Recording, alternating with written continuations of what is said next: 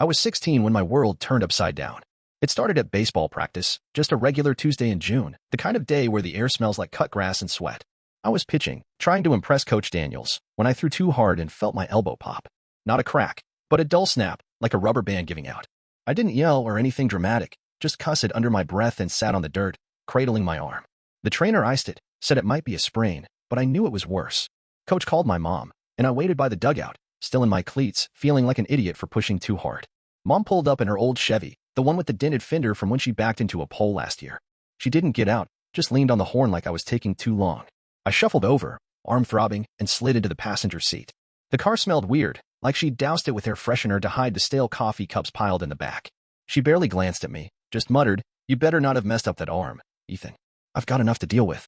Like I'd hurt myself just to spite her. We'd been arguing all week, stupid stuff, like me forgetting to take out the trash or her yelling about my math grades. She was always wound tight, but it got worse after she hung out with her friend Carla. Carla's the kind who acts like she's got it all together, fancy nails, loud laugh, always posting about her perfect life online. Mom came back from their coffee dates meaner, snapping at me and my little brother, Noah, for no reason. She'd leave dishes in the sink and sigh like we were the ones making her life hard. On the drive home, I leaned against the window, watching the strip malls blur by. My phone was dead in my bag, so I couldn't even scroll to distract myself.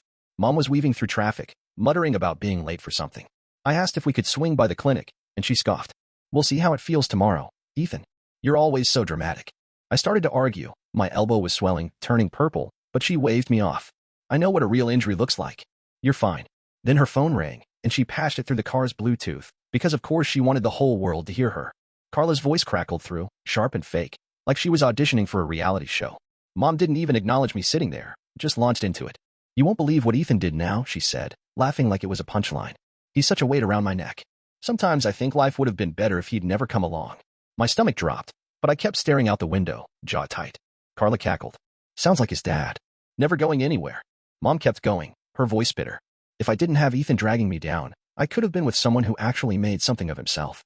Not stuck with his deadbeat father, scraping by in this dump of a town." I felt my pulse in my ears, but I didn't move. Carla chimed in, "Kid's gonna end up just like him, mark my words." Mom laughed again, like they were trading gossip, not tearing me apart. I don't know if I blanked out or what, but it felt like the car got smaller, the air thicker. They kept talking about money, how Dad's always late on bills, how I'm expensive with baseball and school supplies. Mom said she wished she could hit reset, start over without us holding her back. I just sat there, elbow screaming, heart pounding, counting the stoplights until we got home. When we pulled into the driveway, she hung up and turned to me like nothing happened. "Grab the bags from the trunk," she said, already halfway out the car. I fumbled with my good arm, dropped a bag of canned goods on the pavement. She yelled from the porch, "Don't break anything else, Ethan," and slammed the door. I stood there, staring at the spilled groceries, and something in me just broke. Inside, I heard her laughing with Noah in the living room, watching some loud TV show. Noah's only 12, always trying to make her smile, like if he's good enough, she'll stop being mad all the time. I went to my room, sat on the edge of my bed, and stared at the wall. My elbow was a mess, but that wasn't what hurt. I kept hearing her voice, a weight around my neck, and Carla's laugh, like I was nothing. I texted Dad, but he was working late, like always, picking up shifts to keep up with Mom's spending. No reply. I tried to sleep, but the pain kept me up, and so did her words. I heard her and Noah arguing over the remote, then her bedroom door slam. I got up, checked my elbow in the bathroom mirror. It was bad, swollen and bruised. Back in my room, I started packing. I didn't think it through, just moved. Threw clothes, my charger, some cash from my birthday, and my beat-up laptop into a backpack. I grabbed my ID, left my baseball glove behind. I scribbled a note on a scrap of paper, "You got what you wanted." Stuck it on her mirror. Then I slipped out the back door, past the neighbor's yapping dog, and started walking into the night. I didn't look back. The night I left, the world felt too quiet, like someone turned down the volume on everything. I walked for what seemed like hours, my backpack digging into my shoulder, my elbow throbbing with every step. The streets were empty, just the hum of streetlights and the occasional car rolling by. I passed the gas station where I used to buy energy drinks before practice, and the park where Noah and I would mess around on the swings when we were kids. It all looked different in the dark, like it belonged to someone else's life.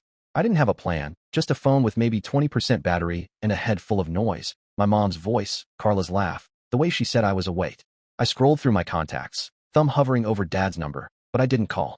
He'd be at the warehouse, unloading trucks, too tired to deal with this. Instead, I texted my buddy Jake. He's the kind of guy who always knows when something's off, like he's got a radar for it.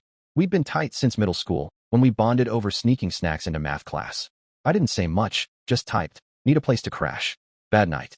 He replied in like 2 seconds with his address and, come over. Parents won't care. Jake's house was a few miles away, in a neighborhood with bigger yards and no broken sidewalks. I showed up around midnight, sweaty and aching. He met me at the side door, wearing a faded hoodie, no questions, just waved me into the garage. Their place was warm, cluttered with sports gear and Christmas lights they never took down. It felt alive, not like my house, where every room was a minefield of mom's mood swings. Jake pointed to a lumpy couch in their rec room. You good here? I nodded, dropped my bag, and collapsed, using my backpack as a pillow. My elbow was killing me, but I was too tired to care. The next morning, Jake's little sister, Mia, wandered in, maybe 8 years old, eating a Pop-Tart. She saw me, raised an eyebrow, and went back to her tablet like I was just part of the furniture. Jake's mom, Mrs. Carter, was different. She came down with coffee, took one look at my arm, and frowned. Ethan, that doesn't look good. What happened? I mumbled something about falling at practice, but when she saw the swelling, purple and tight, she didn't buy it. We're going to urgent care, she said, no argument. I tried to say my mom would handle it, but she just grabbed her keys. Your mom didn't bring you last night, so I'm doing it now. At the clinic, the nurse gave me a look like I was dumb for waiting. This should have been checked yesterday, she said, poking at my elbow. I just shrugged. They took x-rays, confirmed it was a fracture, and put me in a cast that felt like it weighed a ton. Mrs. Carter paid the copay, which made me feel worse, but she waved it off. You're Jake's friend. We take care of each other. She texted my mom from the waiting room, saying I was with her and got my arm fixed. No response. Not a word. Back at Jake's, I crashed again. He didn't pry, just handed me a soda and asked if I wanted to play video games. I told him what happened in the car, mom's words, Carla's jab, all of it. He leaned back, eyes wide, but not shocked. Man, that's messed up. You're not going back, are you? I shook my head. No way. He nodded, like it was decided. His parents said I could stay a few days, maybe a week, but they couldn't keep me forever. I got it. They had their own lives, their own bills. I started figuring out what was next. I messaged Dad, told him I needed to talk, just us. He met me at a diner near his work, still in his warehouse uniform, smelling like cardboard and sweat. He looked older than I remembered, lines deeper around his eyes. I laid it all out, everything Mom said, how I left, the note. He stared at his coffee, stirring it too long, then sighed. Your mom gets carried away, Ethan. She doesn't always mean it. I cut him off. She meant it, Dad. She said she wished I wasn't born. He flinched, didn't argue, just sat there like he was carrying the whole world. He gave me $40, said he'd help me figure something out, but asked me to keep Noah out of it. He's still a kid, he said. I promised I would. That night, back on Jake's couch, I checked Mom's social media. She'd posted a selfie with Noah, smiling like everything was fine, captioning it, family time, like I didn't exist. It stung, but it also made things clear. I wasn't going back. I had to build something new, even if I didn't know how. Jake's parents were cool, but I couldn't stay. Dad was trying, but he was stuck under Mom's thumb. Noah was too young to understand. It was on me now, and for the first time, that felt okay. After a week at Jake's, I knew I couldn't keep crashing on their couch. His parents were great, Mrs. Carter even made me pancakes one morning, but I saw the looks they exchanged when they thought I wasn't paying attention. They had Jake, Mia, and their own problems. I was a guest, not family. So I started hustling. My elbow was still in a cast, which made everything harder, but I wasn't going back to Mom's house. Her words still burned in my head, a weight around my neck, and every time I thought about her laugh, it pushed me to keep moving. Jake helped me look for options. We sat in his garage one night, scrolling on his laptop, searching for cheap places or jobs that didn't care about a kid with a busted arm. I had maybe $60 left from Dad and my birthday cash, not enough for much. Jake suggested I talk to his cousin, Tyler, who worked at a hardware store and sometimes heard about under-the-table gigs. I met Tyler at a coffee shop the next day. He was older, maybe 25, with a scruffy beard and a no-nonsense vibe. I told him I needed work, didn't care what, just something to keep me going. He sized me up, asked about my arm, then said he knew a guy who needed help cleaning out storage units. It's cash, but it's grunt work, he warned. I didn't care. I'd sweep floors with one hand if it meant staying out of Mom's reach. The storage unit job was rough. The guy, Mr. Vargas, was a chain smoker who didn't talk much, just pointed at piles of junk and told me to sort what was worth keeping. Dusty boxes, broken furniture, old clothes. It was like digging through people's forgotten lives. My cast got in the way, but I figured out how to haul stuff using my good arm and my back. Vargas paid me $20 a day, no questions asked. It wasn't much, but it was mine. I ate cheap, ramen, bananas, whatever was on sale at the corner store, and slept at Jake's for a few more days, stashing every dollar. Dad checked in, met me at the same diner again. He looked beat, like he hadn't slept in days. I asked about Noah, and he said he was okay, just confused. Mom hadn't told him I left, just said I was staying with friends. Typical. She was still posting online pictures of her at some wine night with Carla, acting like life was perfect. Dad admitted things were worse at home. Mom was spending more, racking up credit card bills, yelling at him for not making enough. He gave me another $50, said he was sorry he couldn't do more. I told him it was fine, but it wasn't. I could see him bending under her weight, same as always. You don't have to stay, Dad, I said. He just shook his head, like leaving wasn't even a thought. Tyler came through with another lead, a room for rent in a house near the edge of town. The landlord, an old guy named Ray, didn't care about leases or credit checks, just wanted cash up front and no trouble. It was a small room, barely big enough for a bed and a desk, with a shared bathroom down the hall. Rent was $200 a month, which felt like a fortune, but I scraped it together with my storage unit money and Dad's help. I moved in with my backpack and a plastic bag of groceries, feeling like I was playing at being an adult. Ray handed me a key, said, no parties, no smoking, and that was it. I was on my own. The first night in that room was weird. The walls were thin, and I could hear the guy next door coughing through the night.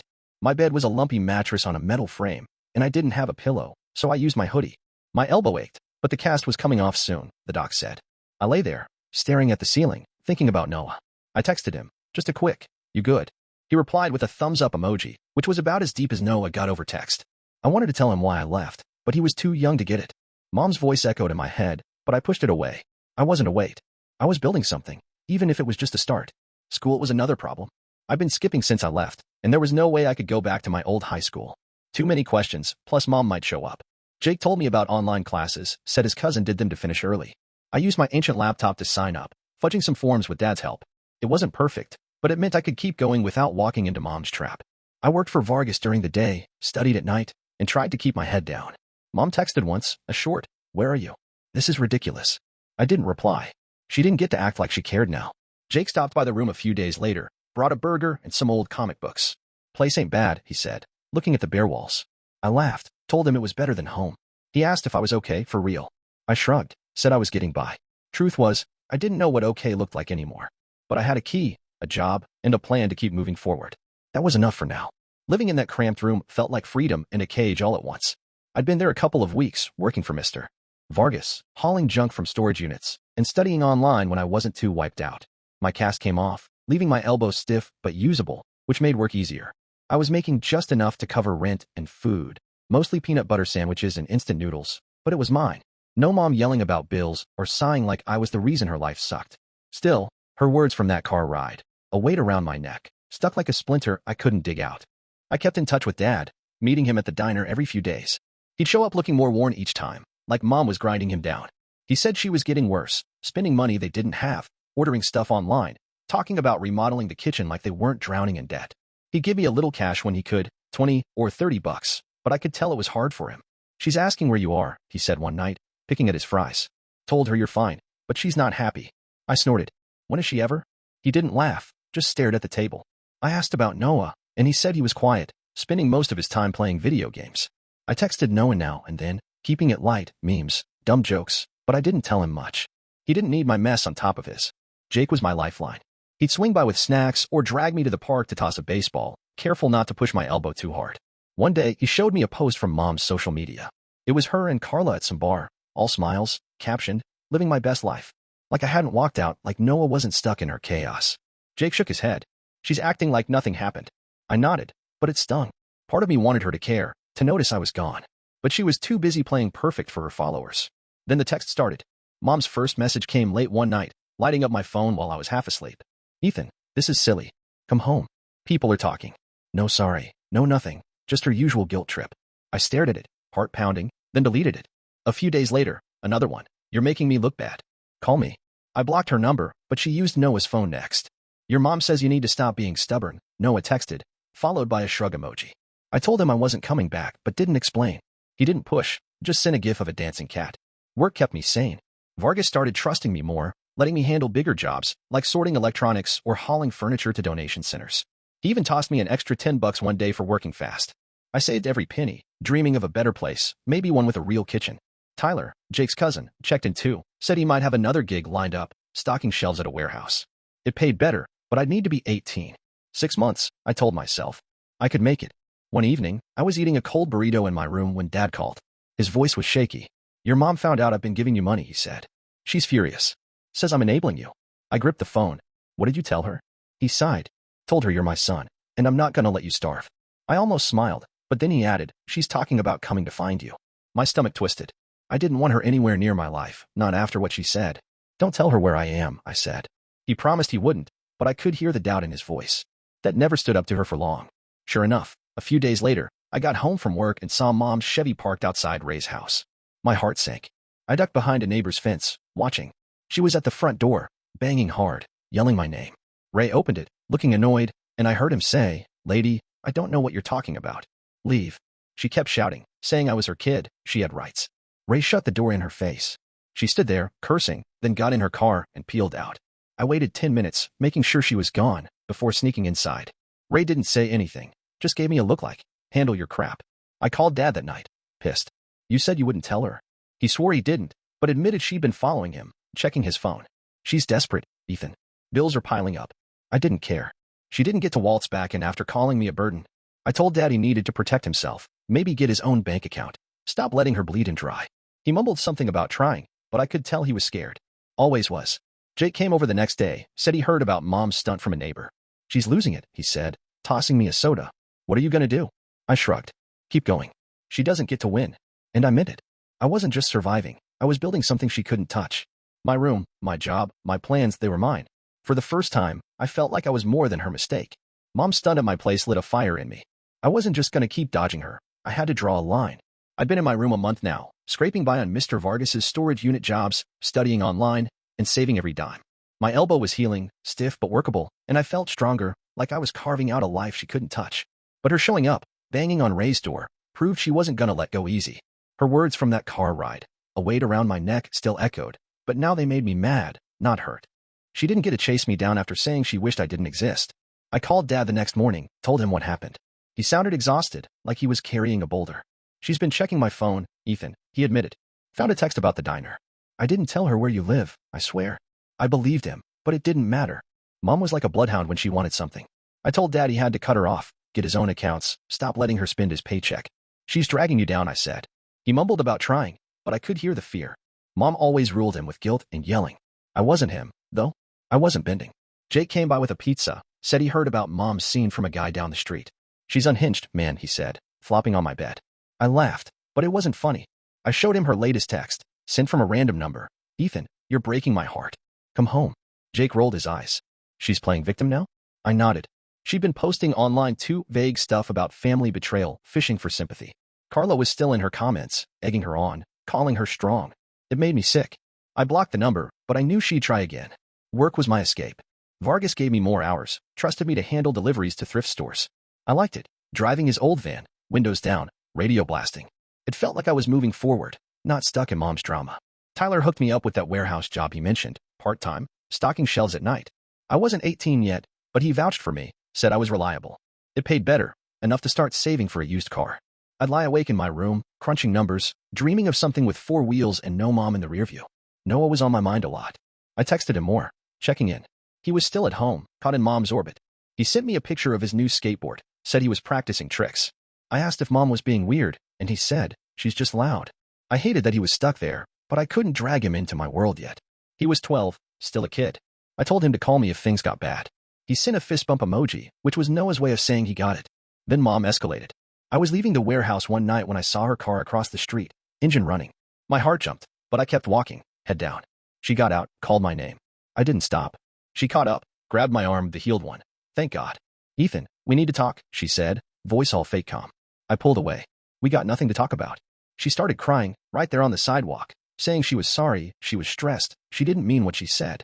I looked at her, really looked. Her makeup was smudged, her hair a mess. She wasn't the put-together mom from her posts. "You said you wished I wasn't born," I said, voice steady. She flinched, tried to deny it. I was upset. "Ethan, you're twisting it." I shook my head. "I heard you." So did Carla. She opened her mouth, then closed it. I walked away, didn't look back. She yelled after me, but I kept going. I called Dad that night, told him she found me. He said she'd been fighting with Carla, who dished her after Mom asked for a loan. "She's falling apart," he said. I didn't feel bad. She built her life on blaming us, me, Dad, even Noah. Now it was crumbling, and that was on her. I told Dad to get out for real this time. "You don't owe her," I said. He didn't answer, but I could tell he was listening. For the first time, I felt like I wasn't just running, I was pushing back. Things started shifting after I faced Mom down. I wasn't just surviving anymore, I was taking control. I'd been working double shifts, splitting time between Vargas's storage units and the warehouse. The money was adding up, enough to buy a beat-up Honda from a guy Tyler knew. It rattled and smelled like old cigarettes, but it was mine.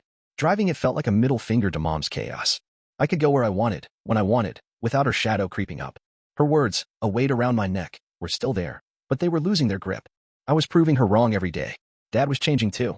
After our last talk, he started standing up to Mom, little by little. He opened a separate bank account, moved his paycheck there so she couldn't touch it.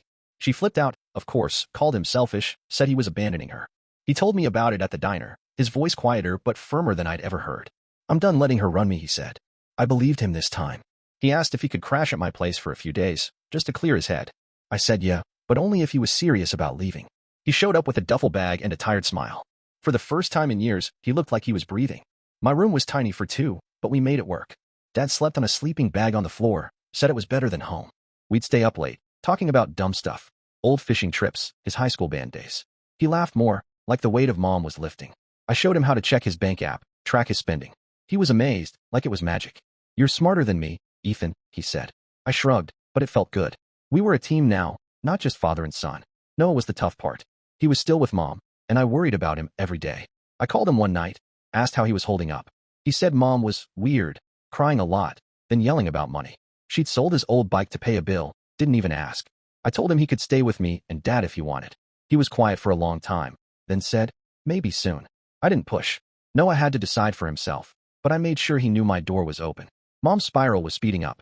Jake sent me screenshots from her social media, posts about toxic people and starting over. Carla was gone, and so were most of her online cheerleaders. Dad said she'd missed rent on the house, was begging her sister for cash. Aunt Lisa shut her down, said she needed to get a grip. I saw Mom's car at the grocery store once, parked crooked, with a flat tire. I didn't stop.